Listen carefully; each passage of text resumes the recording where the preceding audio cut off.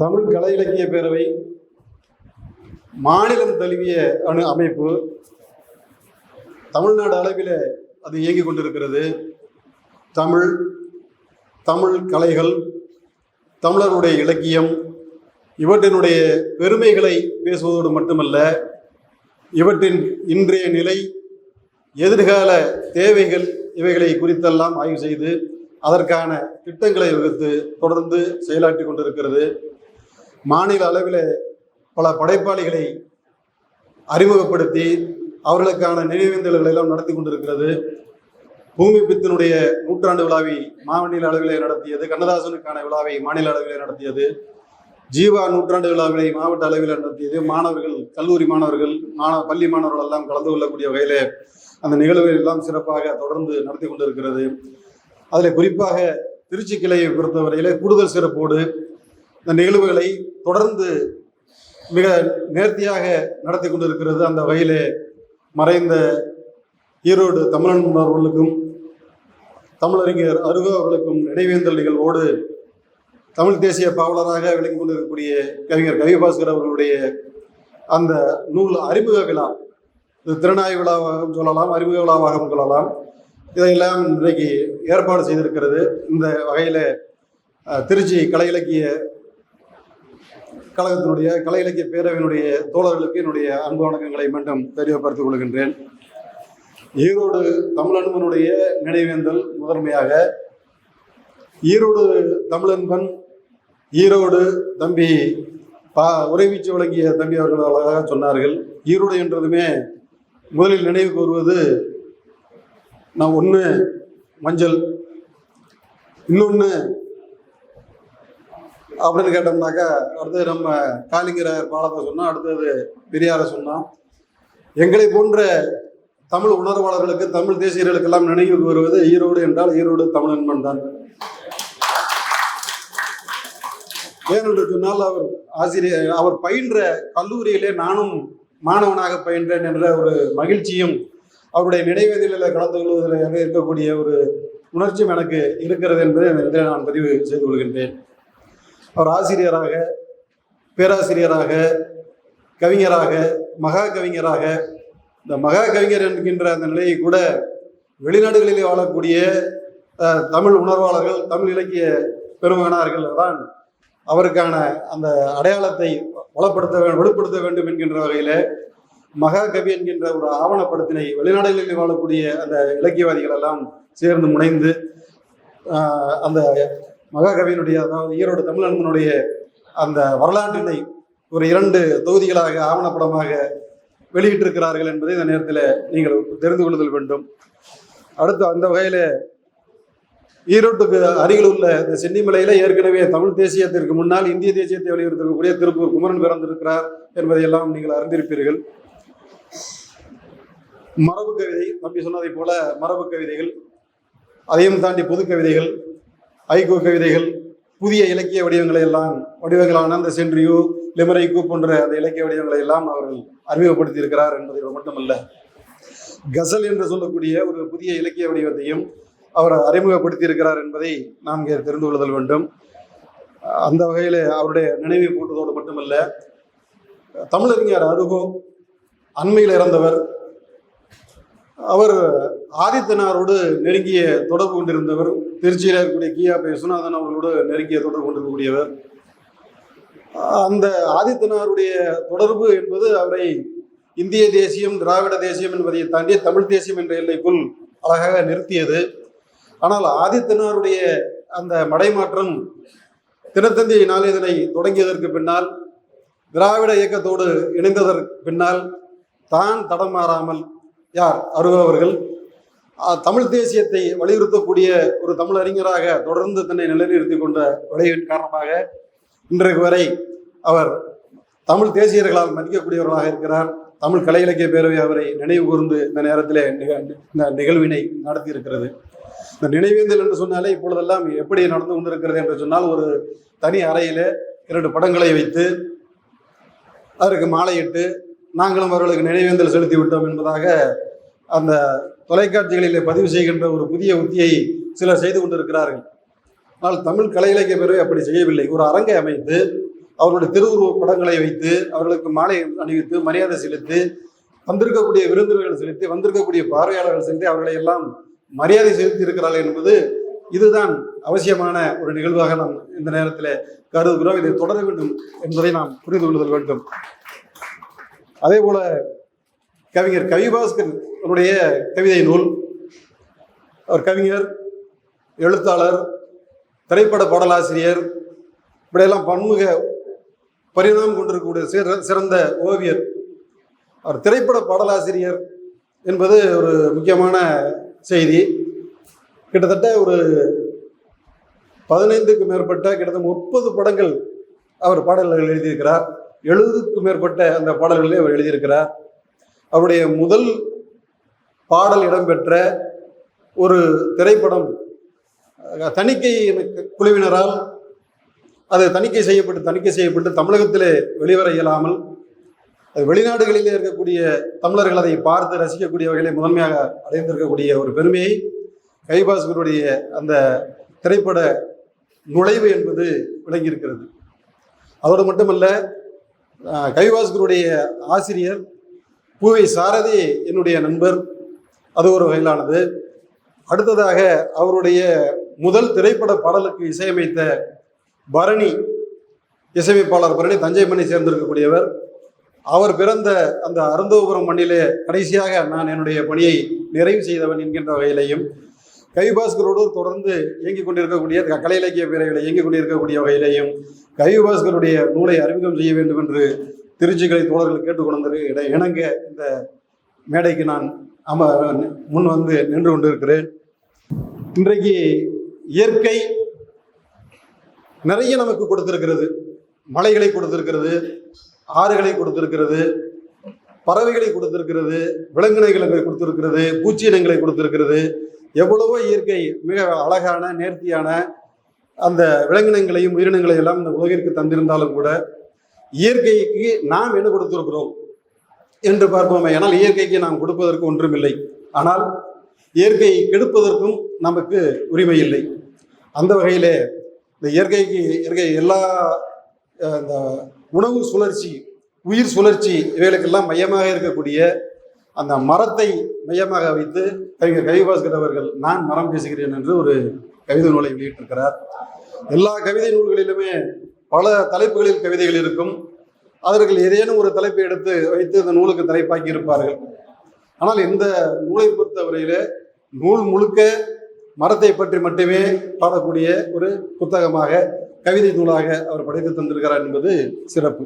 இப்படித்தான் சமீபத்திலே கவிஞர் காசி அனந்தன் அவர்களுடைய ஒரு நூல் காளி என்ற அந்த தலைப்பிலே மட்டும் வேறு உள்தலைப்புகளால் எதுவும் கிடையாது, நேர காளியை பற்றி மட்டுமே அந்த செய்திகளை எல்லாம் படைத்திருக்கக்கூடிய ஒரு நிலையை உருவாக்கியிருந்தார், படைப்பை தந்திருந்தார். அதே போல கவிஞர் கவிபாஸ்கர் அவர்களும் இந்த மரத்தை பற்றி அவர்கள் முழுமையாக அந்த நூல் முழுதும் படைத்து தந்திருக்கின்றார். புத்தகத்தினுடைய அளவை பொறுத்தவரையிலே மூர்த்தி சிறிது கீர்த்தி பெரிது என்று சொல்வார்களே, அதே போல புத்தகத்தினுடைய அளவு என்று சொன்னால் சிறிதாக இருக்கலாம். ஆனால் அதில் அடங்கியிருக்கக்கூடிய பாடு பொருள் முழுவதும் நம்மை வழிநடத்தக்கூடியதாக, நம்மை உற்சாகப்படுத்தக்கூடியதாக மட்டுமல்ல, உத்வேகம் கொடுக்கக்கூடியதாக, நாம் எதை செய்ய வேண்டும் என்று நமக்கு உணர்த்தக்கூடியதாக இந்த புத்தகத்தில் உள்ள கருத்துக்கள் எல்லாம் அமைந்திருக்கின்றன என்பதை நாம் தெரிந்து கொள்ளுதல் வேண்டும். ஏறத்தாழ 3 நாட்களில் தான் இந்த கவிதை புத்தகத்தை அவர் படைத்திருக்கிறார் என்பதை நாம் இந்த நேரத்தில் பதிவு செய்து கொள்ள வேண்டும். அவ்வளவு விரைவாக, அவ்வளவு நேர்த்தியாக அந்த மரம் என்று சொன்னால் மரத்தினுடைய அறிவியல், அதனுடைய பழமை, அதனுடைய தொன்மை, மனிதனுக்கும் மக்களுக்குமான உறவு, இன்றைய நிலை, இன்றைய அரசியல், இந்த வகையிலெல்லாம் எல்லா தரப்பிலையும் இந்த மரத்தை பற்றி மையமாக வைத்து அதனுடைய கவிதைகளை மிக நேர்த்தியாக ஒரு 128 பக்கங்களிலே படித்து தந்திருக்கிறார். ஒரு 3 பேர் இதற்கு அணிந்துரை வழங்கியிருக்கின்றார்கள். முதலாவதாக மதிப்பிற்குரிய ஐயா வெங்கட்ராமன் அவர்கள் இதற்கு அணிந்துரை வழங்கியிருக்கின்றார்கள். அவர் சூழலியல், பொருளியல், அரசியலை பற்றியெல்லாம் ஆய்வு செய்து தொடர்ந்து இயங்கிக் கொண்டிருக்கக்கூடியவர். சூழலியல் குறித்த பல்வேறு போராட்ட களங்களிலே நின்று கொண்டிருக்கக்கூடியவர். அவர் முதலிலே இங்கே அணிந்துரை கொடுத்திருக்கின்றார்.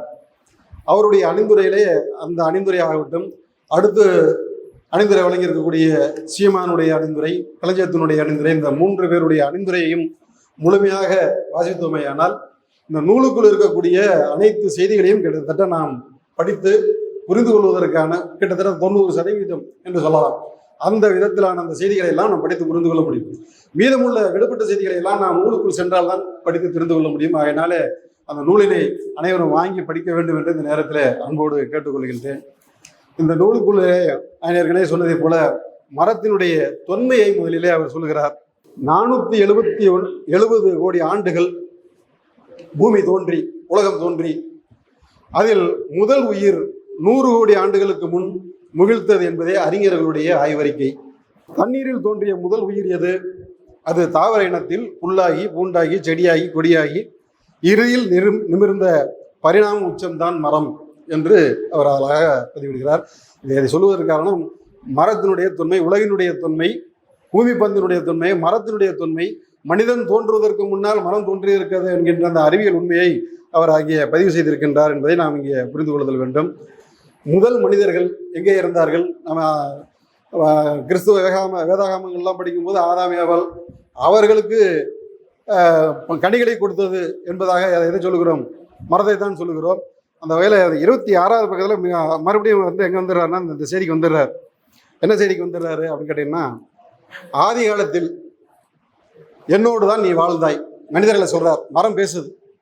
ஆதி காலத்தில் என்னோடு தான் வாழ்ந்தாய், அடுத்த கட்ட நாகரிகம் கூட அறியாது அம்மனமாய் நின்றாய்.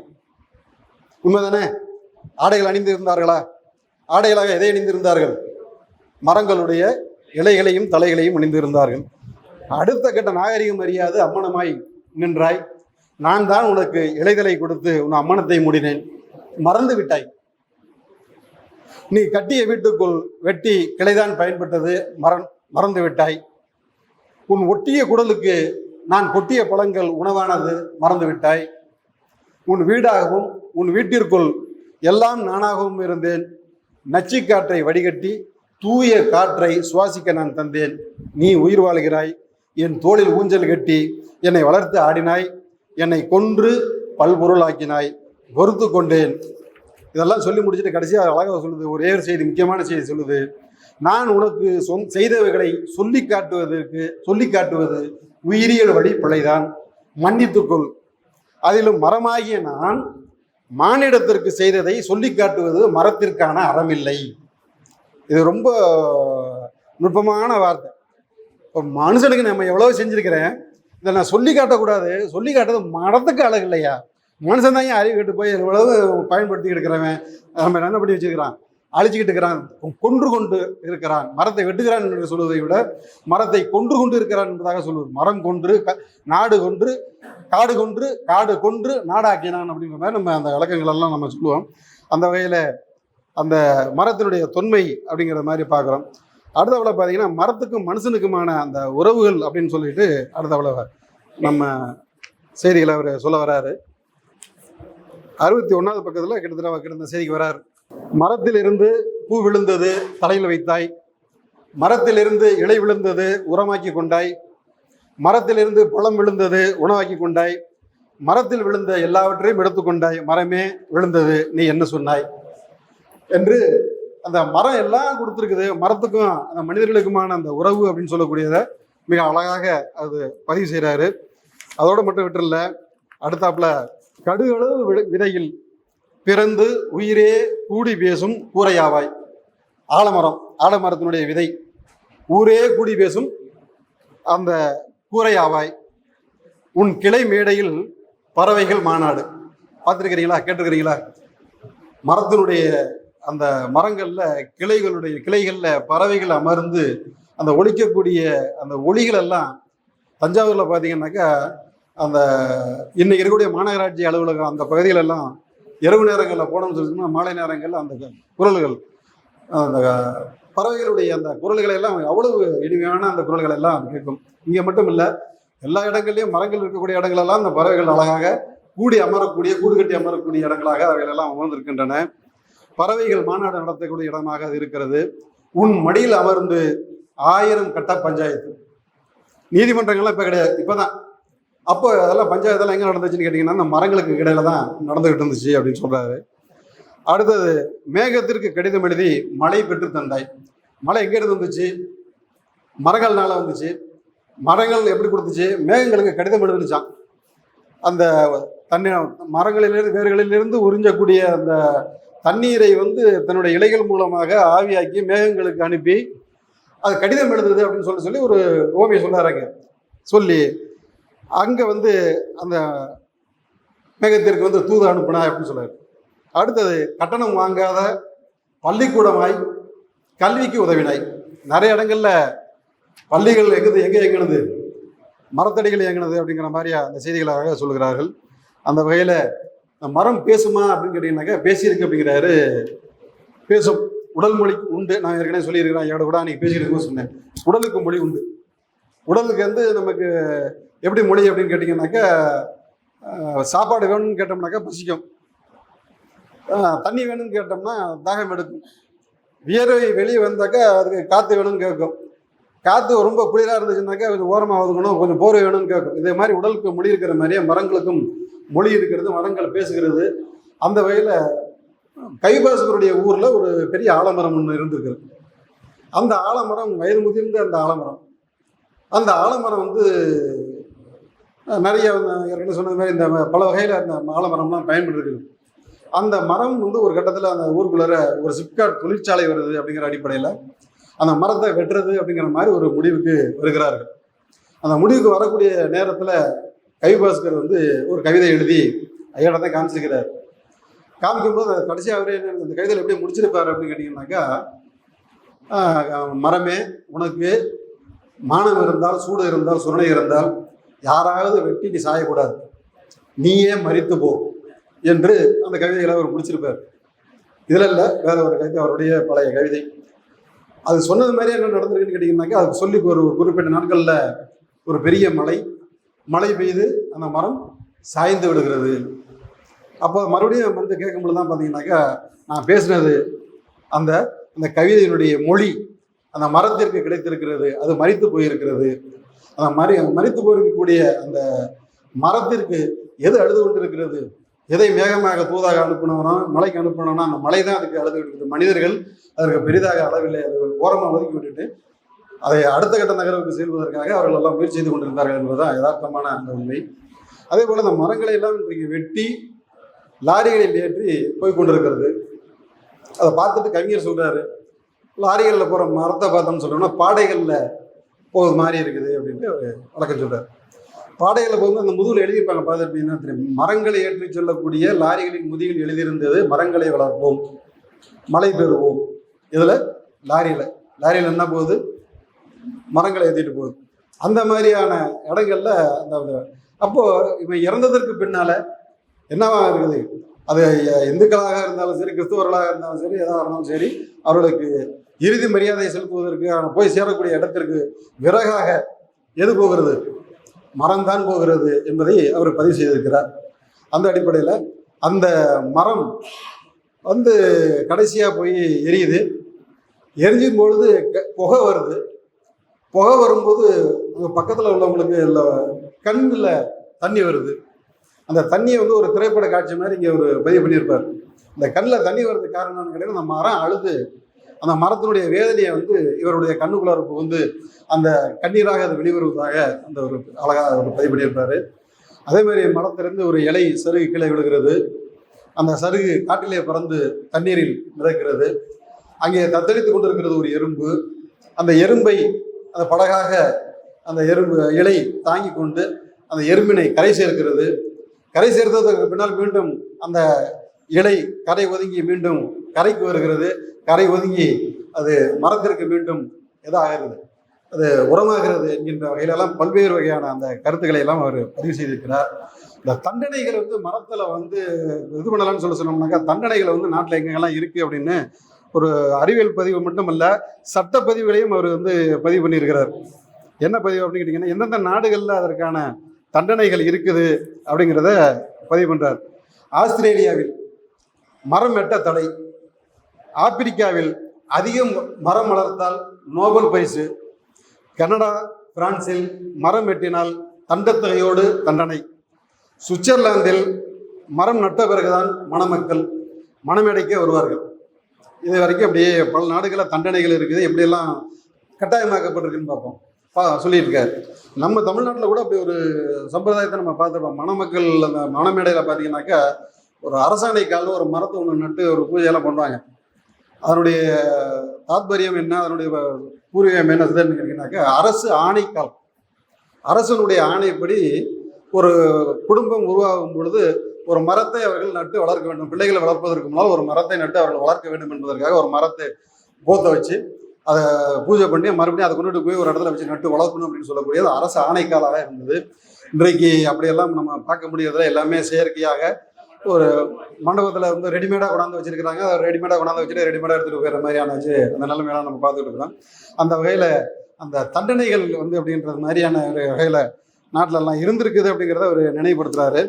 அதோடு மட்டும் இல்லை, ஒரு மரத்தை வெட்டினால் 10 மரங்களை நட வேண்டும் என்று உச்சநீதிமன்றம் தீர்ப்பு வழங்கி இருக்கிறதையும் அந்த புத்தகத்துக்குள்ளார பதிவு நமக்கு நினைவுபடுத்துறாரு. நம்ம சாதாரணமாக வெட்டுறதில்லை, அது வெட்டணும்னு சொன்னோம்னா அவசியப்பட்டு வெட்டினோம்னா அதுக்கு பதிலாக 10 மரங்களை நட வேண்டும் என்று உச்சநீதிமன்றம் தீர்ப்பு.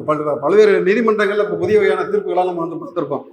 ஏதேனும் ஒரு தவறு செய்வார்களே ஆனால் அந்த தவறுகளுக்கு தண்டனையாக சிறை தண்டனை, தண்டத்தொகை கட்டுவது, இதெல்லாம் தாண்டி எந்த தப்பை செஞ்சானோ அந்த தப்புக்கு ஈடாக அந்த ஊரில் இருக்கக்கூடிய பள்ளிக்கூடத்திற்கோ அந்த இருக்கக்கூடிய கோயிலுக்கோ ஏதேனும் ஒரு வகையில் வந்து உதவிகள் செய்வது அப்படின்னு சொல்லக்கூடியதை ஒரு முதல் கடமையாக அவர்களுக்கு கொடுத்துக்கிட்டு இருக்கிறத நம்ம அந்த நேரத்தில் நம்ம பார்க்குறோம். அந்த வகையில் அந்த தண்டனை அப்படின்னு சொல்லக்கூடியதை வச்சிருக்கிறதை நம்ம பார்க்குறோம். உச்சநீதிமன்றத்தில் இப்போ இருக்கக்கூடிய அந்த தீர்ப்பையும் அவர் தன்னுடைய நூலில் அவர் பதிவு செய்திருக்கிறார்.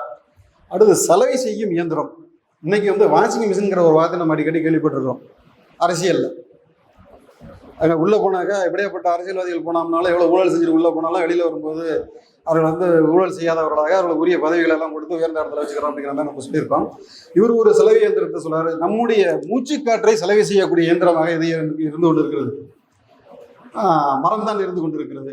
ஆனால் மரம் வந்து என்ன பண்ண, நம்ம விடக்கூடிய கார்பன் டை ஆக்சைடு அதை வந்து செலவை செய்து நமக்கு எதாக கொடுக்கிறது, ஆக்சிஜனாக உயிர் வழியாக கொடுத்து கொண்டிருக்கிறது. இதை வந்து தூய்மைப்படுத்தி கொடுக்கக்கூடிய மிகப்பெரிய ஒரு பொறுப்பினை எது எடுத்துக்கொண்டிருக்கிறது என்று சொன்னால் இந்த மரங்கள் தான் எடுத்துக்கொண்டிருக்கிறது என்பதை தன்னுடைய நூலில் பதிவு செய்து கொண்டிருக்கிறார். நம்ம தண்ணீருக்கு தான் நம்ம பஞ்சம் படுத்திக்கிட்டு இருக்கிறோம். தண்ணீரை தான் நீங்கள் பாட்டிலில் எடுத்துக்கிட்டு இருக்கிறோம். அவர் சொல்கிறார், தண்ணீரை வந்து பாட்டிலில் எடுத்துகிட்டு போகலாம் பத்தாதியா, நீங்கள் என்ன பண்ண போகிறீங்க அப்படின்னு கேட்டிங்கன்னா, ஒரு காலத்தில் இந்த வாயுக்களையும், அதாவது அந்த உயிர் வழி சொல்லக்கூடிய ஆக்சிஜன் வாயுக்களையும் சிலிண்டரில் கட்டிக்கிட்டு போக போகிறீங்க அப்படின்னு சொல்லிட்டு ஒரு எச்சரிக்கையை கொடுக்குறாரு. இது நடந்திருக்குது. எச்சரிக்கை மட்டும் இல்லை, சில இடங்களில் நடக்குது. பார்லர், ஏர் பார்லர், அதாவது ஆக்சிஜன் பார்லர் அப்படின்னு சொல்லக்கூடியதெல்லாம் வச்சிருக்கிறாங்க. சற்று நேரம் போய் உட்காந்து அந்த நல்ல காற்றை சுவாசித்து கொண்டு வருவதற்குரிய வகையிலெல்லாம் இன்றைக்கு அந்த மாதிரி பார்லர்கள் எல்லாம் வந்திருக்கிறது. அதை எச்சரிக்கை கொடுக்குறாரு. இன்னைக்கு நீங்கள் தண்ணி பாட்டில் தான் தூக்கிட்டு போட்டுருக்கீங்க, ஒரு காலத்தில் விரைவில் என்ன செய்ய போறீங்க, அந்த ஆக்சிஜன் சிலிண்டர்களையும் நீங்கள் முதுகில் சுமந்துட்டு போக போறீங்க அப்படின்னு சொல்லக்கூடியது தன்னுடைய நூலில் ஒரு பண்ணியிருக்காரு.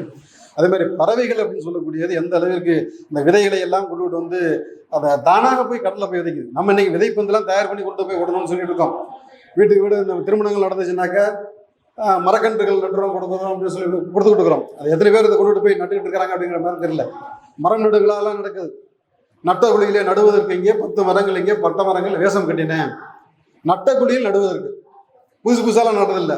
ஏற்கனவே நட்டிருப்பான், போட்டோ பிடிச்சிருப்பான், இந்த இன்னைக்கு 1000 மரம் நட்டாச்சு அப்படின்னு சொல்லுவோம். அதுக்கப்புறம் தண்ணி ஊற்றுறதுக்கு யாரும் கிடையாது. மாடு மேயாமல் ஆடு மேயாமல் பார்த்துக்கிறதுக்கு யாரும் ஆள் கிடையாது. அடுத்தாப்புல மறுபடியும் ஏதாவது ஒரு விழா நடக்கும். அந்த விழாவில் என்ன நடக்கும், மறுபடியும் ஒரு மரம் நடு விழா நடக்கும். இதுதான் இன்றைக்கு இருக்கக்கூடிய அரசியலாக நாம் பார்த்து கொண்டு இருக்கிறோம். இது மரங்களுடைய அந்த வேதனையான அந்த குரலாக அவர் வந்து இடத்தை பதிவு பண்ணியிருக்கிறாரு. பறவைகள் வந்து அந்த காலத்தில் என்ன பண்ணியிருக்குன்னு கேட்டிங்கன்னாக்கா, பல்வேறு விலங்குகளும் பல்வேறு பறவைகளும் பல்வேறு இடங்களில் தன்னுடைய எச்சத்தின் மூலமாக விதைகளை ஆங்காங்கே விதைத்து கொண்டே இருந்தன. அந்த பறவைகளை எல்லாம் இன்றைக்கு வாழுவதற்கு இடமில்லாத மரங்களை நாம் அழித்து கொண்டு இருக்கிறோம் என்கின்ற அந்த செய்தியை அவர் இங்கே பதிவு செய்திருக்கிறார். திருக்குறள் பற்றி அவர் நிறைய முக்கியமாக செய்தி சொல்லணும். அந்த மரம் வந்து திருக்குறளுக்காக அது பயன்பட்டு இருக்குதுன்னு சொல்லுவார். அதாவது ஓலை, பனை மரத்தை பற்றி சொல்லுவார். திருக்குறளில் 2 மரங்கள் மட்டும் பயன்படுத்தப்பட்டிருக்குது. ஒன்று பனை மரம், இன்னொன்று மூங்கில் மரம். இந்த பனை மரம் வந்து ஈழத்தினுடைய அடையாளம் நமக்கு தெரியும். அது தமிழ்நாட்டினுடைய அடையாளம். அந்த பனைக்கு என்ன சிறப்பு அப்படின்னு கேட்டிங்கன்னாக்கா, அது வந்து நிலத்தடி நீரை வந்து ஒன்று உள்ளே வாங்கிறாது. ஆனால் அதே நேரத்தில் அந்த இந்த வறட்சியை தாங்கி நிற்கக்கூடிய அந்த பனை அந்த பனையை பற்றி ஒரு பெரிய கவிதையை அவர் வாசிக்கிறாரு. இந்த பனையை வந்து திருக்குறளில் பார்த்தீங்கன்னாக்கா 3 இடங்கள்ல வாசிச்சிருப்பார்.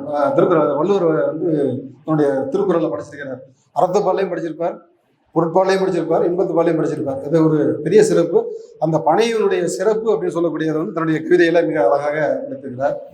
அது மட்டும் இல்லை, அடுத்தது மலை எவ்வாறு உருவாகிறது அப்படின்லாம் அதெல்லாம் சொல்லி முடிச்சுக்கிறாரு. வெள்ளைத்தாள் நம்ம இன்னைக்கு படிச்சுக்கிட்டு இருக்கிறோம். எந்த புத்தகம் எதில் படிச்சுக்கிட்டு இருக்கோம்? புத்தகத்தில் படிச்சுக்கிட்டு இருக்கிறோம். இந்த புத்தகம் எதன் மூலமாக தயாரிக்கப்படுகிறது? பேப்பரஸ் அப்படின்னு சொல்லக்கூடிய அந்த மரங்களுடைய தயாரிக்கப்படுகிறது. அது வந்து இந்த மரங்கள்ல எல்லாம் பார்த்தீங்கன்னா அதில் தான் ஒரு வாசகம் தொங்குது.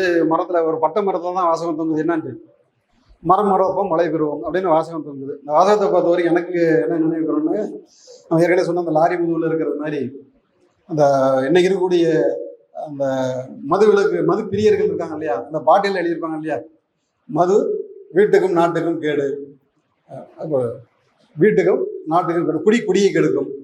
எந்த குடியை கெடுக்கும்? வீட்டில் இருக்கிறவங்கள அங்கே போய் உடம்பா கெடுக்கிறாங்க அப்படின்னு சொல்லி அதுக்கு ஒரு பெரிய அந்த பார்வையோட ஒருத்தன் பாடியிருக்கிறான்னு சொல்லியிருந்தேன். அதில் குடியை கெடுக்கும்னு எழுதியிருக்கிற மாதிரி பொய் பிடித்தல் உடல் நலத்திற்கு தீங்கானது எதில் எழுதியிருக்கிறாங்க? அந்த பொய் வெண்சுருட்டு அந்த பெட்டியில தான் அதிகம் எழுதியிருக்கிறான் அப்படிங்கிறத நம்ம பார்க்குறோம். அந்த மாதிரி இந்த மரம் வளர்ப்ப மழை பெறுவோம்னு எதில் எழுதி வச்சிருக்காருன்னு கேட்டீங்கன்னாக்கா பட்ட மரத்தில் தான் அங்கே எழுதி தொங்க விட்டுருக்கிறான் அப்படிங்கிற மாதிரியான செய்திகளையும் அவர் படிச்சிருக்கிறார் தன்னுடைய படைப்புகளில். குடியிருப்புகளுக்குள் விலங்குகள், காடுகளை எல்லாம் என்ன பண்ணிட்டோம்னு கேட்டீங்கன்னா மெல்லமா நாடாக்கிட்டு வர வர வர விலங்குகளுக்கான அந்த உயிர்வாழ் இடங்கள் எல்லாம் எல்லாமே நீங்க தொலைக்காட்சிகள்லாம் பார்க்கும்போது வீடுகளுக்கு சிறுத்தை புகுந்தது, யானை புகுந்த ரேஷன் கடையில் இருந்து அரிசியை தின்றது, இப்படிலாம் நம்ம வந்து இந்த செய்திகளை எல்லாம் இன்னைக்கு பார்த்துக்கிட்டு இருக்கோம். இதனுடைய காரணம் என்ன அப்படின்னு கேட்டீங்கன்னாக்கா, விலங்குகளும் பறவைகளும் வாழ்ந்திருக்கக்கூடிய அந்த இடங்களை எல்லாம் நாடுகளாக்கி அவர்களுடைய ஆக்கிரமிப்புகள் எல்லாம் வந்ததுக்கு பின்னால அவைகள் வாழ்விடங்கள் இல்லாமல், வாழ்விடம் தெரியாமல் மீண்டும் இந்த மாதிரியான பகுதிகளுக்குள்ளால் நுழைந்து வருவதை நாம் இன்றைக்கு பார்த்து கொண்டிருக்கிறோம். இதையும் எழுதி காடுகளை காடுகளாக காப்பாற்றுங்கள், கார்பரேட்டுகள் இன்றைக்கு என்ன செய்து கொண்டிருக்கிறது சொன்னால் தொழிற்சாலைகள் அமைக்கக்கூடிய இடமாக மாற்றுவதற்காக இந்த காடுகளை எல்லாம் மடித்துக் கொண்டு வந்து கொண்டிருக்கிறது. இதை அரசாங்கம் ஒத்துழைப்பு தந்து கொண்டிருக்கிறது என்பதை அதனுடைய கவிதைகள் மிக அழகாக ஒரு படிச்சிருக்கிறாரு. இந்த அரணாக ஒரு நாட்டிற்கு அரண் அப்படின்னு சொன்னோம்னாக்க மலை, காடு, அந்த ஆறுகள், இது எல்லாமே இருந்துச்சு அப்படிங்கிற மாதிரியான கணக்கில் இது வந்து மலைக்காலத்துக்கு ஒரு அரண்களாகவும் இந்த காடுகள் இருந்திருக்கிறது. காடுன்னு சொன்னோம்னாக்கா காடு சார்ந்த இடமும் அந்த ஒரு 4 வகை நிலத்தில் ஒரு நிலம் மட்டும் இல்லை, அது மருத நிலத்திலையும் காடுகள் இருக்குது, வயல்வெளிகளையும் காடுகள் இருக்கிறத நம்ம பார்க்க முடியும். கடலுக்கு அரண்களாக, கடல் அரிப்பை தடுப்பதற்குரிய இடமாக காடுகள் இருப்பதையும் பார்க்குறோம். மலை காடுகள் நிறைந்த இடமும் அது குறிஞ்சி, முல்லை, மருதம், நெய்தல், எல்லா இடங்கள்லையும் என்ன இருக்குன்னு கேட்டீங்கன்னாக்கா இந்த மரங்களுடைய பயன்பாடு என்று சொல்வது இருந்து கொண்டுதான் இருக்கிறது என்பதையெல்லாம் நம்ம பார்க்குறோம். அந்த வகையில் கடைசியாக பார்க்கறதுன்னு சொல்லிட்டீங்கன்னா, அந்த ஊட்டி அப்படின்னு சொல்லக்கூடியது ஒரு கவிதை ஒன்று படிச்சிருப்பாரு. அந்த ஊட்டி அப்படிங்கிற தலைப்பில் இருக்கக்கூடிய கவிதை என்னன்னா, ஊட்டி. இந்த ஊட்டியே எப்படி வந்துச்சுன்னு கேட்டீங்கன்னாக்கா, வெள்ளைக்காரர்கள் வந்தார்கள், அந்த குன்று மேலே வந்து ஒரு பெரிய மரம் இருக்குது, அந்த மலைகள் மீது நிறைய ஏதாவது சாகுபடி பண்ணலாம்னு பார்த்தாங்க. வெள்ளைக்காரர்களுக்கு எது தேவைப்பட்டது? தேயிலை தேவைப்பட்டது. அவர்கள் குளிர்காலத்தில் வசித்தவர்கள், அவர்களுக்கு குடிப்பதற்கு தேநீர் தேவைப்பட்டது. தேநீருக்கு நம்ம நாட்டுக்கு சம்பந்தமே கிடையாது. ஆனால் தேநீரை வந்து நமக்கு அறிமுகப்படுத்தி விட்டு இன்னைக்கு தேநீர் இல்லாமல் நம்மளால் இருக்க முடியாதுங்கிற மாதிரி ஒரு நிலைமை வந்து உருவாக்கிட்டாங்க. அந்த தேநீர் எதை சொல்றது எதை சொல்லக்கூடாதுன்னு இல்லாமல் புதுசாக விளக்கங்கள்லாம் வந்துட்டு இருக்கு. அப்போது இந்த கார்பரேட் கம்பெனிகள்லாம் என்ன பிரச்சனைன்னா, இந்த ஊட்டி, கொடைக்கானல், இந்த மலைகளை எல்லாம் ஒரு சுற்றுலாத்தலமாக ஆக்கியதற்கு பின்னால் அங்கே ரிசார்ட்டுகளை அமைக்கிறேன் என்கின்ற பெயரில் பல்வேறு இருந்த காடுகளை எல்லாம் அழித்து ஒழித்து, அதன் காரணமாக இன்றைக்கு பெரிய அளவில் மலைச்சரிவுகள் எல்லாம் ஏற்பட்டு பெரிய விபத்துகளை எல்லாம் பார்த்து கொண்டிருக்கிறோம். அந்த வகையில் கார்பரேட் கம்பெனிகளுக்காக இந்த மரங்களை அழிப்பது, இங்கே இருக்கக்கூடிய ஈசா யோக மையம் என்று சொல்லப்போ அங்கெல்லாம் பார்த்தீங்கன்னா மரம் வளர்க்குறேன் அப்படின்னு சொல்லி எங்கெங்கேயோ போய் மரம் வளர்க்குறேன் வரலாம், அங்கே இருக்கக்கூடிய மரத்தெல்லாம் வெட்டி பார்த்துருப்பாரு. அங்கேயும் நம்ம பக்திமான்களாக போய்கிட்டு இருக்கோம். ஒரு காலத்தில் கோயில்களை பொறுத்த வரைக்கும் பார்த்தீங்கன்னு சொல்லிட்டுனாக்கா, நந்தவனம் என்று சொல்லக்கூடிய ஒரு அமைப்பு ஒன்று இருந்தது, தலவிருட்சம் என்று சொல்லக்கூடிய அமைப்பெல்லாம் இருந்துச்சு. இன்றைக்கு அதெல்லாம் வந்து எல்லாம் ஒழிச்சாச்சு. எல்லாம் ஒழிச்சிட்டு அந்த கட்டடங்கள் எல்லாம் இப்போ கோயில்கள் எல்லாம் நல்ல மார்பிள் தாரை போட்டது, மேலும் கூட எல்லாம் ஆளெல்லாம் அடிக்கிறது இல்லை, அதான் இயந்திரங்கள் தான் அங்கே அடிக்கிறத வச்சுக்கிட்டு பார்த்துக்கிட்டு இருக்கிறோம். அந்த மாதிரி இருக்கக்கூடிய வகையில் அங்கே வந்து மலை வெட்டி யாகம் நடத்துகிறாங்க. எங்க நன்னா பண்ணிருக்கணும். வீட்டில் ஒரு மரம் வளர்க்கணும். அந்த நந்தவனத்தை அவங்க வச்சிருந்தாங்க. அந்த நந்தவனத்தை அவங்க பாதுகாத்திருந்தாங்க. இருந்த இருந்த குளத்தை அவர்கள் பாதுகாத்திருந்தார்கள். குளம் கிடையாது. குளத்தை காணுங்கிற கதையெல்லாம் அந்த சினிமா கதை இல்லை. உண்மையிலேயே ஒரு உறுப்புலரே எடுத்து கணக்கெடுத்து பார்த்தோம்னா இருந்த ஆறுகளுடைய எண்ணிக்கை, இருக்கின்ற ஆறுகளுடைய எண்ணிக்கை, இருந்த குளங்களுடைய எண்ணிக்கை, இருக்கின்ற குளங்களுடைய எண்ணிக்கை, அதெல்லாம் நம்ம எடுத்து பார்த்தோம்னு சொல்லணும்னாக்கா வேதனைக்குரிய விஷயமாக இருக்கிறது. அந்த வகையில ஆன்மீக தலமாக இருக்கக்கூடிய கோயில்களில் கூட இன்னைக்கு எந்த கோயில்கள்லாம் இல்லை, தெருக்கு தெரு கோயில்கள் போதும். எல்லாமே இப்போ வந்து கோயிலுக்குலாம் நின்றுலாம் கும்பிட்றதுல உளுந்தெல்லாம் கும்பிட்றதுல அப்படி தாவங்கள் தள்ளிட்டு போயிட்டு இருக்கக்கூடிய மாதிரியான வகையில் அந்த வழிபாட்டு முறைகளெல்லாம் மாறிடுச்சு. அந்த வழிபாட்டு முறையில் கூட ஏதோ ஒரு வகையில் அந்த அறிவியலும் இருந்தது, இந்த இயற்கை சூழலை பாதுகாக்கின்ற அந்த கட்டாயமும் அந்த காலத்தில் இருந்தது.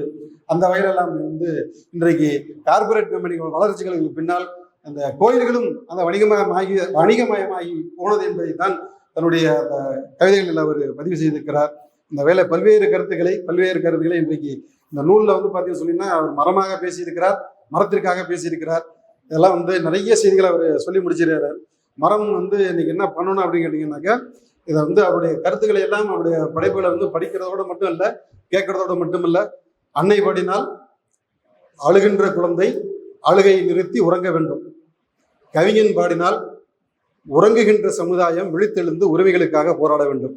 இந்த மரத்தை பற்றி இவர் சூழலியலை வலியுறுத்தி அவர் இங்கே பாடியிருக்கக்கூடிய அந்த புத்தகத்தில் இருக்கக்கூடிய கவிதைகளை படிக்கிறோம், கேட்டோம் அப்படின்னு சொன்னோம்னாக்கா, நான் இனி நம்முடைய பார்வையில பார்க்கக்கூடிய அந்த மரங்களை பார்க்கின்ற பொழுது அவரை காக்கக்கூடிய வகையிலே நம்முடைய உணர்வுகள் மேலோங்க வேண்டும், நம்முடைய உள்ளத்திலே பசுமை நிறைந்து இருக்க வேண்டும், நம்முடைய வீட்டை பசுமையாக்க வேண்டும், ஊரை பசுமையாக்க வேண்டும், நாட்டை பசுமையாக்க வேண்டும், நம்முடைய சூழலை மனிதர்கள் வாழக்கூடிய சூழலாக இருக்க வேண்டும். சூழலை இயற்கை எப்படி நமக்கு கொடுத்ததோ இயற்கை அப்படியே நம்முடைய வருங்கால தலைமுறைக்கும் கொடுக்க வேண்டும் என்கின்ற ஆதங்கத்தோடு இந்த படைப்பை படைத்திருக்கிறார். இந்த படைப்பை படைத்திருக்கக்கூடிய கைவாசருக்கு என்னுடைய வாழ்த்துக்களையும் வணக்கங்களையும் தெரிவித்துக் கொண்டு இந்த நிகழ்ச்சியை ஏற்பாடு செய்யக்கூடிய திருச்சி கலை இலக்கிய பேரவை குழுவினருக்கும் என்னுடைய அன்பார்ந்த வாழ்த்துக்களையும் நன்றிகளையும் தெரிவித்து விடைபெறுகிறேன். நன்றி. இவ்வாறான பல செய்திகளை, பல சிக்கல்களுக்கு விடை கிடைக்கக்கூடிய செய்திகளை தமிழர் கண்ணோட்டம் வலையொலியில் வெளிப்படுத்தி வருகிறோம். இது தற்சார்பாக செயல்படுவதற்கு நிதி தேவைப்படுகிறது. இந்த நிதியை நம்முடைய மக்களாகிய நீங்கள் தான், இளையோரும் பெரியோரும் நண்பர்களும் தோழர்களும் சான்றோரும் நீங்கள் உங்களால் இயன்ற அளவு என்ன இயலுமோ அந்த நிதியை வழங்குமாறு அன்போடும் உரிமையோடும் கேட்டுக்கொள்கிறேன். உங்களுக்கு நன்றி உணர்வோடும் பொறுப்புணர்வோடும் தமிழர் கண்ணோட்டம் செயல்படும் என்பதை உறுதி தெரிவித்துக் கொள்கிறேன். நன்றி, வணக்கம்.